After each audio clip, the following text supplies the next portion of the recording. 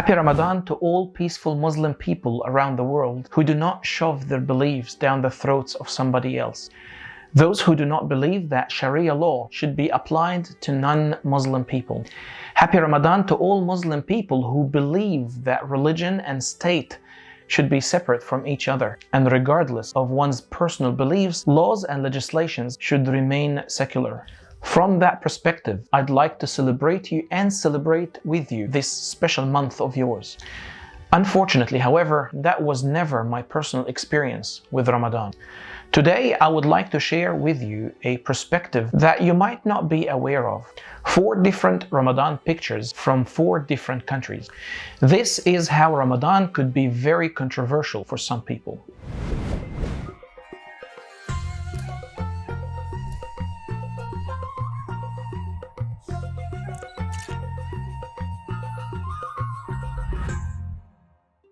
A few days ago, I was checking the news when I came across an article on the BBC website. London's West End has been lit up with 30,000 lights to mark the holy month of Ramadan. The lights were switched on by the Mayor of London, Sadiq Khan, who is one of the 1.3 million Muslims in London celebrating Ramadan. In the first instance, it felt good. The Western world is celebrating the Muslim month of Ramadan. That is, right there, cultural diversity and inclusion. I genuinely felt a sense of joy seeing British Muslims happy snapping photos with the lights being included and celebrated. That's how any minority should feel and should be treated. And here we go, the Muslim minority in the UK is being celebrated and their culture appreciated. But right then, in that moment, I also started feeling a sense of discomfort. It was almost like a trauma trigger for me. So I pondered, what is it within me that feels uncomfortable? And why didn't it just end with the sense of joy that I had a moment ago? I started getting flashbacks to the time when I was still growing up in Egypt and experiencing Ramadan during my childhood and teenage years. Back there, it was a Muslim majority and I was from the Coptic Christian minority. Ramadan was unfortunately shoved down our throats. Even though I am Christian, I couldn't eat out in public. By social pressure, threatening looks from others and the use of abusive words, we Christians were unable to eat on the street during Ramadan. On one particular occasion during my late teen years, a couple of guys tried to intimidate me because I dared to eat in public. I gathered my courage and with a shaky voice I tried to object. I'm not Muslim, I'm Christian. They aggressively shouted back at me, but you are in a Muslim country. Respect the majority that you live with, you friggin' infidel. Now I see why I felt the sense of discomfort reading the BBC news of Muslim celebrations in London. Right there, it slapped me on the face. It is one thing when Muslims are in the minority and totally another thing when it's a Muslim majority. It's a double standard. So was that a unique picture that I experienced in Egypt?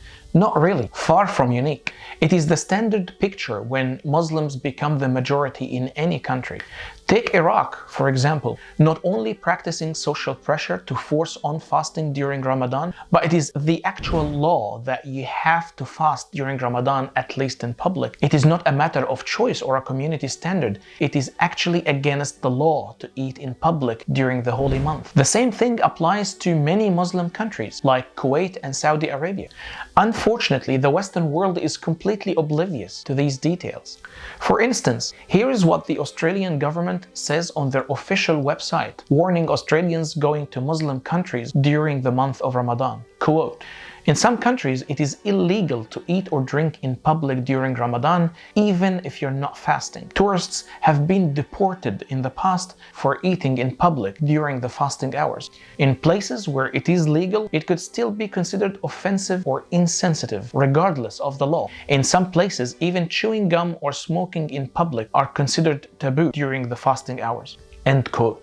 The sad reality is that Muslims around the world, especially when they are in the minority, they want to be considered for their culture, included as part of a diverse society. But when it is Muslim majority, you find no acceptance of other cultures or anything other than Islamic values. Take Kuwait as an example. Not only that it is illegal to eat in public during Ramadan, but it is also illegal for Christians to celebrate or promote their culture and festivities in an equal fashion. This year in particular, 2023, as it happened for the Easter break and the Passover, to coincide with the month of Ramadan, Kuwaiti authorities have enforced the removal of any Easter or Passover business deals being promoted or publicly announced. Shops are forced to remove all signage that promotes Easter and Passover deals, while at the same time, extra police has been deployed to catch anyone who is eating in public during the month of Ramadan. That is the sad reality and the double standard in the Muslim world.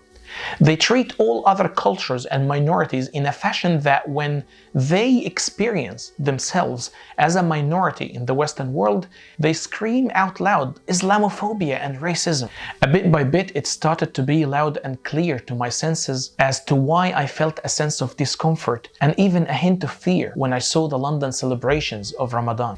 It is not because I'm an Islamophobe or because I'm against diversity and inclusion. Quite the opposite. But it is because I believe that democracy is a two-way road and that democracy can be its own enemy sometimes. I believe that intolerance should not be tolerated. I believe in treating others how I want to be treated, and it is time for the Muslim world to understand that diversity and inclusion is also a two-way road.